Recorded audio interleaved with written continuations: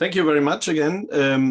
Very interesting thought, Ian. And I think I will link to some of those, even though I could probably link more. But okay, so I gave my presentation a specific focus, knowledge-based AI systems for steel manufacturing supply chains.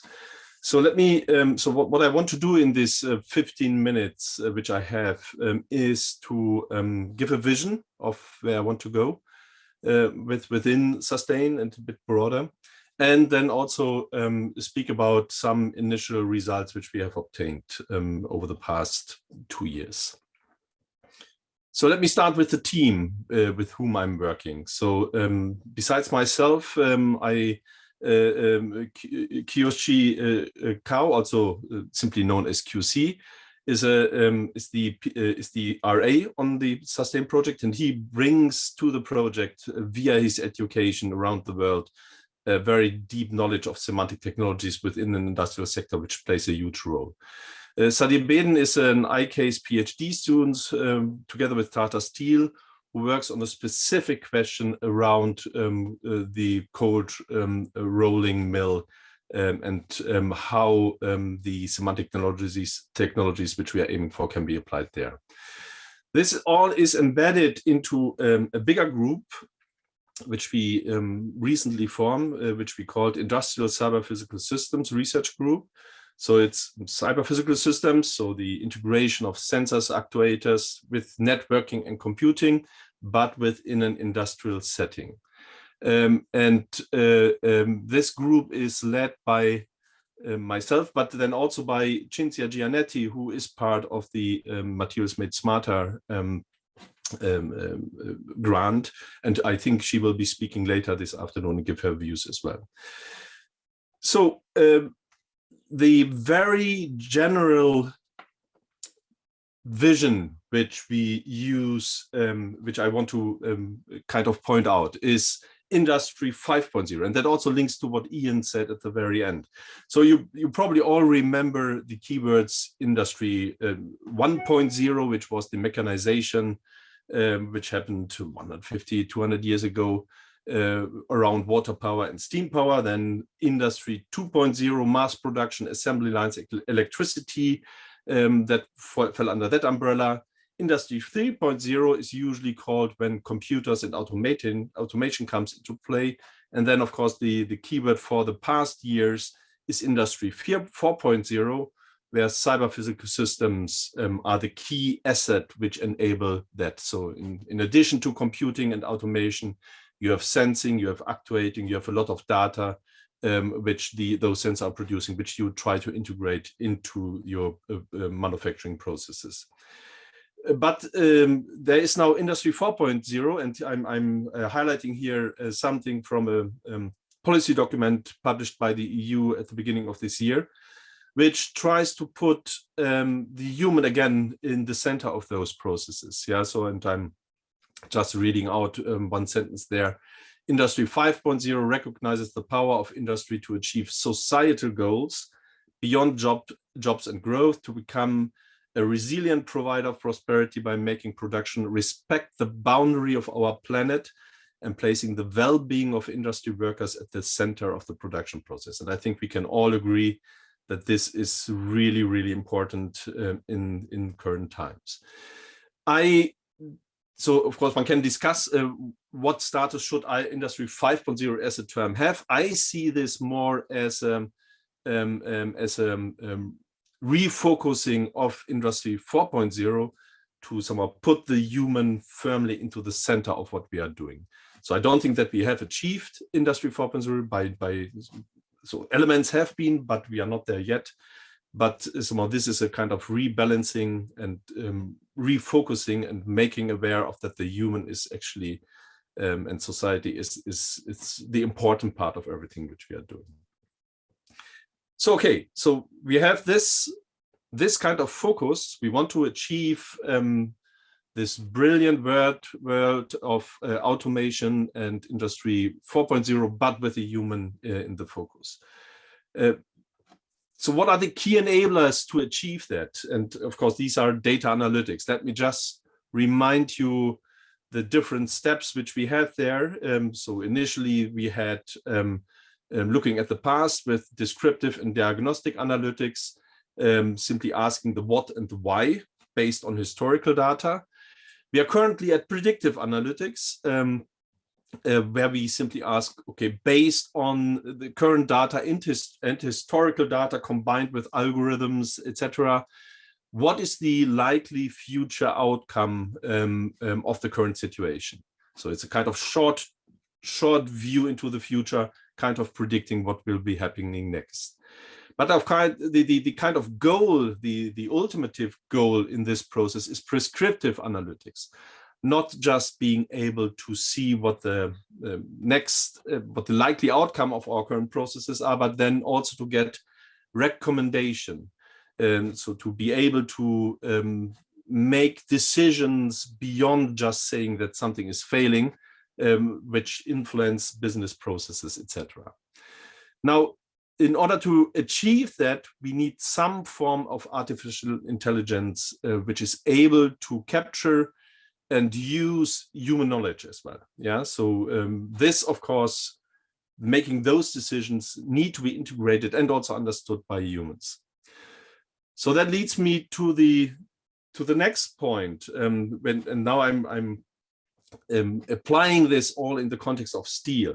Steel is one particular example of a knowledge-intense manufacturing. So, and the needs in order to achieve Industry 4.0 and 5.0 within such a knowledge-intense manufacturing is this integration of human knowledge into the processes. We need to capture human knowledge. We need to explain decisions which systems are making to humans, and the derived knowledge from any such artificial intelligence process need to be understood by humans as well. Now, there are, of course, historically, there are systems which had been developed, usually known as expert systems, which are part of knowledge-based systems. And the whole area is called Symbolic AI. It's sometimes also called GoFi, good old-fashioned artificial intelligence. It had, as you probably know, it had its successes in the last part of the previous century, so 75 to 90. But at the same time, also this symbolic AI came to limits and was then actually saw a winter of artificial intelligence actually in the previous century.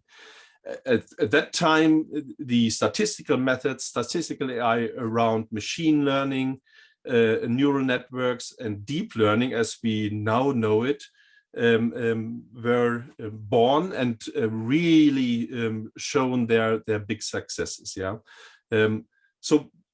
but they are still there in order to capture knowledge and reason with them.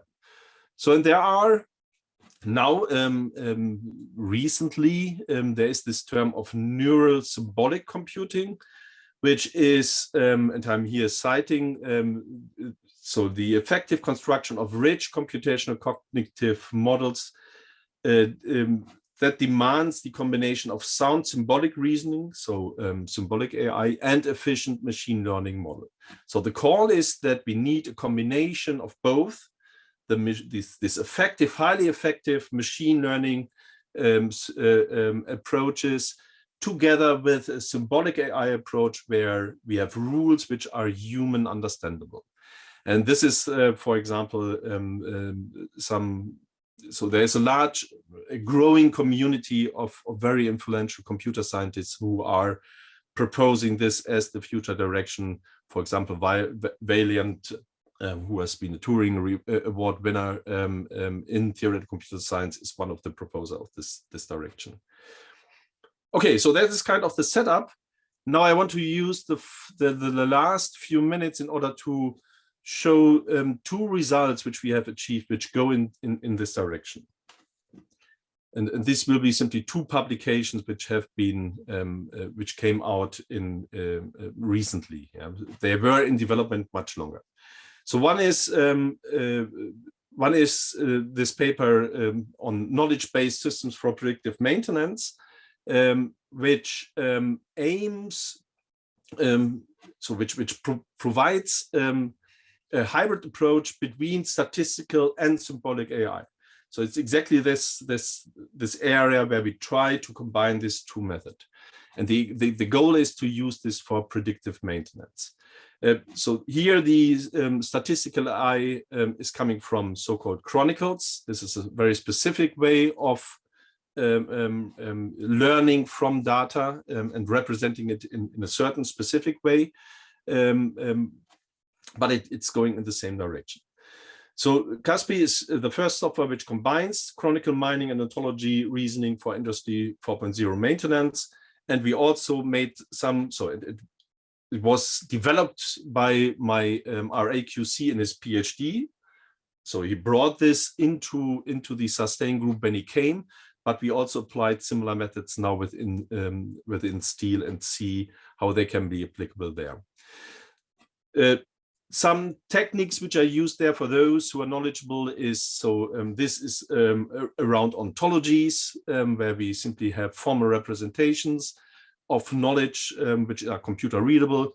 Also nowadays often used in terms of knowledge graphs. You may have heard that around semantic web. Also our nice communicators Siri and Alexa are using those or use that as the basis for their AI, which they use in order to answer questions.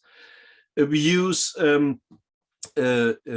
semantic web rule languages, for example, in order to process data. There are tools like Protégé, which allows us to edit and reason with those ontologies. So this is one area, and you see here on the right, you see the flow diagram of first mining data, then creating rules out of that, integrating expert knowledge into that process, and then using that in order to reason or to use it for predictive maintenance. So you see here on the right hand side, this is exactly the part where the statistical and the expert knowledge is combined. Okay, so the second paper which I want to mention is which has been developed specifically for sustain, is a reference ontology for steel production. So this is this paper has just been accepted, and it provides a core reference ontology, which will be the basis for future work in this area. So the key contributions are the introduction of this core reference ontology the formal description of essential steel manufacturing processes as far as we have learned it so far. Yeah, so I mentioned here a few. And we also demonstrated the usefulness and functionality of that with real-world examples around coal rolling mill processes based on data from Tata Steel. Okay, that's it. That's all what I wanted to say.